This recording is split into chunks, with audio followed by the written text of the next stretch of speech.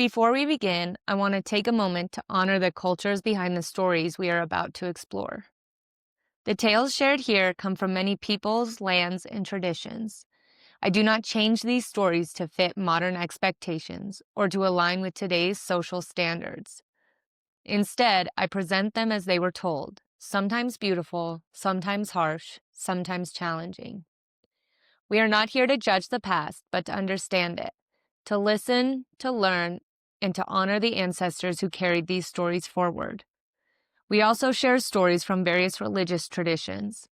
These are presented in their historical and spiritual context, with respect for their beliefs that they represent.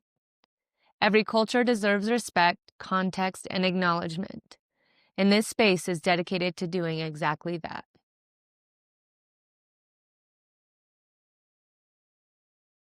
Story 1: The Green Man, the Face of the Living Forest.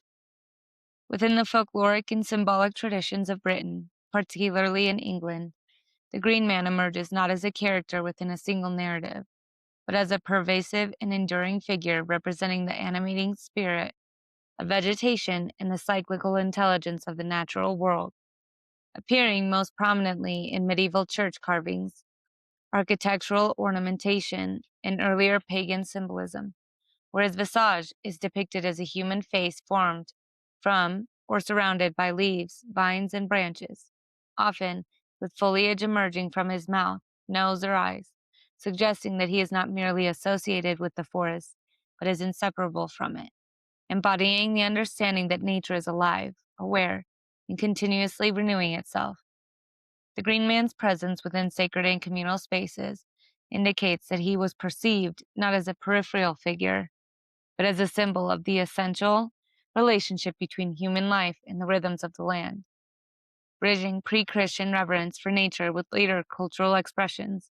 And his imagery reflects a worldview in which the forest is not an inert backdrop, but a living system governed by cycles of growth, decay, and rebirth. Unlike many mythological beings who act within defined stories, the Green Man functions as an archetype representing the intelligence inherent in the natural world rather than a specific set of actions, and his silent, watchful expression conveys a sense of enduring presence, as though he observes the passage of seasons and the lives of those who move through his domain. The association of the Green Man with spring and renewal further reinforces his role as a symbol of regeneration, marking the return of life after winter and the persistence of natural cycles that continue regardless of human intervention. And this connection emphasizes the idea that the forest possesses its own form of continuity and wisdom, one that predates and outlasts human experience. Integration of the Green Man into architecture also suggests a recognition, even within changing religious contexts,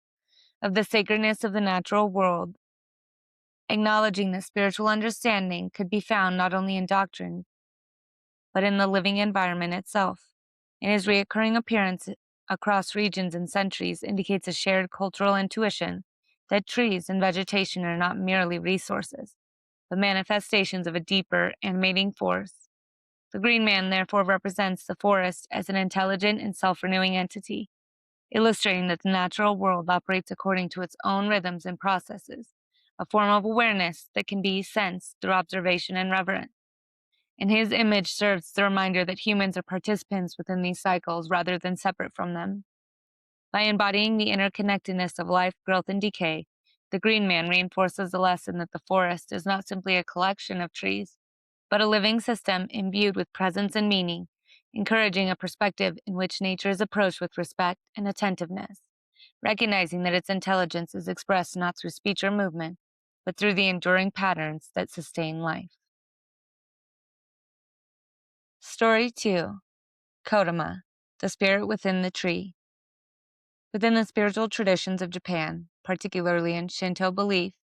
the Kodama are understood as sacred spirits that inhabit individual trees, embodying the idea that the forest is not merely a collection of vegetation, but a community of living presences, each tree potentially serving as the dwelling place of a conscious and responsive entity. And unlike broader nature,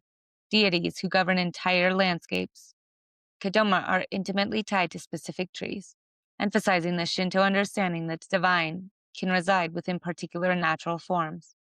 The presence of a Kodama is not always visible, and in many accounts it is perceived through subtle signs such as echoes within the forest, unusual stillness, or the enduring vitality of an ancient tree, reinforcing the belief that awareness of these spirits arises through sensitivity to the environment, rather than direct observation. Trees believed to house Kodama are often marked with a sacred rope, known as Shimenawa, signifying their status as sacred and serving as a boundary that distinguishes them from ordinary space. And this practice reflects the recognition that certain locations within the natural world function as points of connection between the human and spiritual realms. Within traditional narratives, harming or cutting down a tree inhabited by a Kodama is considered a serious transgression that may result in misfortune or imbalance, illustrating the reciprocal relationship between humans and the natural world, where respect and care ensure harmony while disregarding its consequence. The Kodama are not typically portrayed as benevolent or malevolent in the human sense, but rather as guardians of balance whose responses reflect the actions taken toward their domain, emphasizing that the forest operates according to its own system of awareness and reciprocity. This understanding aligns with broader Shinto principles that recognize the presence of kami, or sacred spirits, within natural phenomena, including mountains, rivers, and trees, and that these presences are integral to maintaining the harmony between the human and natural worlds. The associations of Kodama with echoes, from which their name is sometimes interpreted, further symbolizes the idea that the forest responds to those who enter it, reflecting sound and presence in a manner that suggests an ongoing dialogue between the visible and unseen. The Kodama therefore represent a form of forest intelligence that is localized and relational, illustrating that each tree possesses its own significance and that the forest as a whole is a network of interconnected presences, each contributing to the balance and continuity of the environment.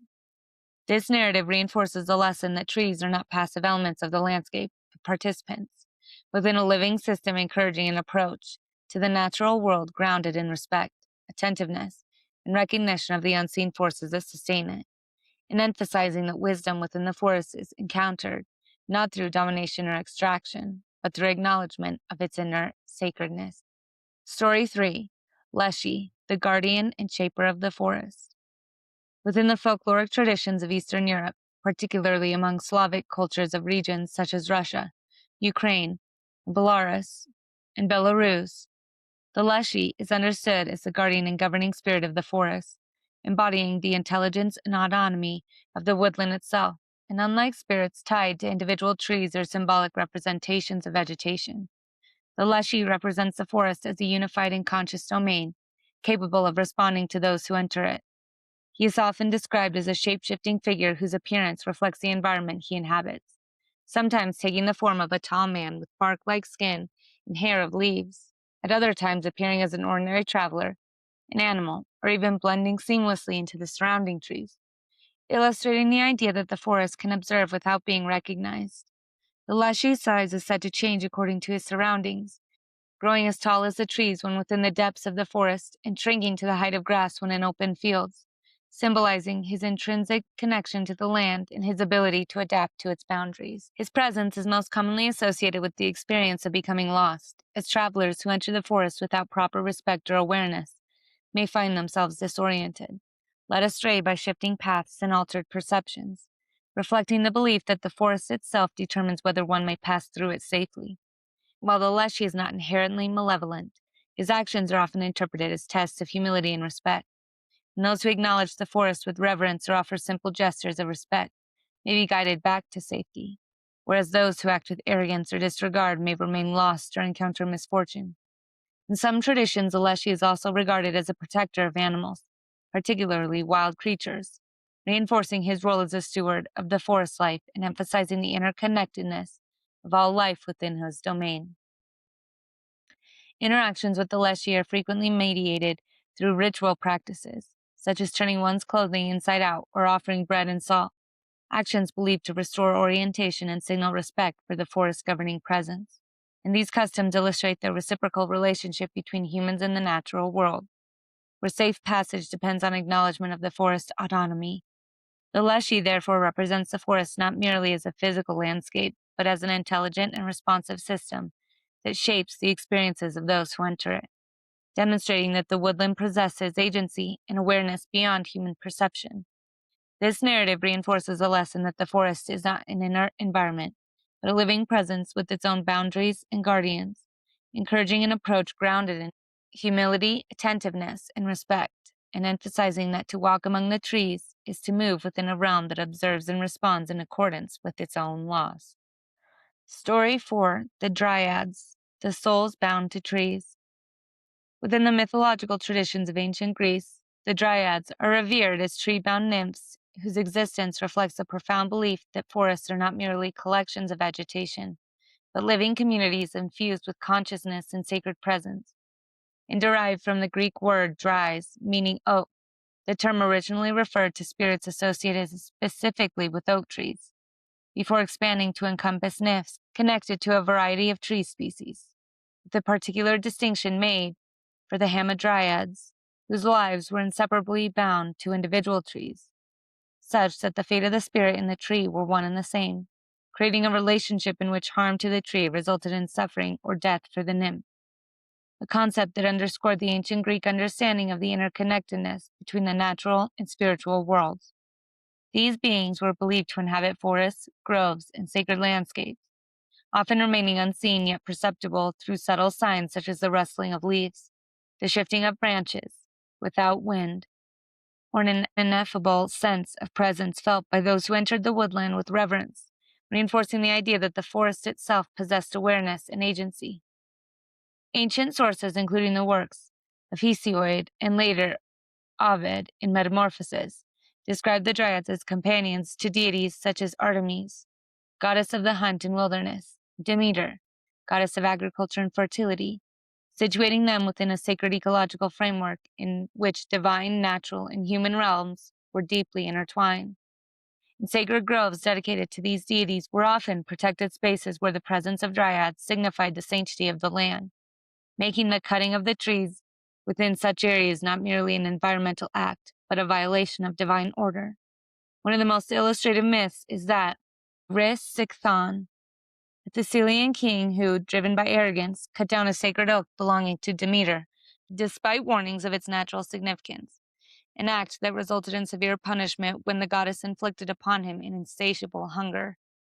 ultimately leading to his destruction, demonstrating the moral and cosmological consequences of disregarding the living presence within the forest.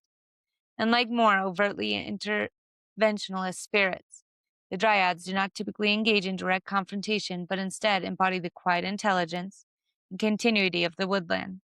their existence symbolizing the cycle of growth, decay, and renewal that sustain life. And their longevity, often mirroring that of their trees, reinforces a perception of forests as enduring entities that witness the passage of generations. The dryads' connection to specific trees also emphasizes the individuality within the forest ecosystem, suggesting that each tree holds its own story and spirit, contributing to a broader network of life that functions as a cohesive, yet diverse community. In this perspective, encourage practices of reverence and stewardship among ancient Greeks, who recognized that maintaining harmony with the natural world was essential to both spiritual and societal well-being. Artistically and culturally, the dryads have been depicted in classical sculpture, base painting, and later literary and artistic traditions as graceful figures emerging from or blending into tree trunks, visually expressing the inseparability of spirit and environment. And these representations serve not merely decorative purposes, but acted as reminders of the sacred dimension of the landscape. The enduring legacy of the dryads within Western imagination reflects a persistent recognition of the forest as a realm of wisdom and presence, and their mythology continues to inspire contemporary ecological consciousness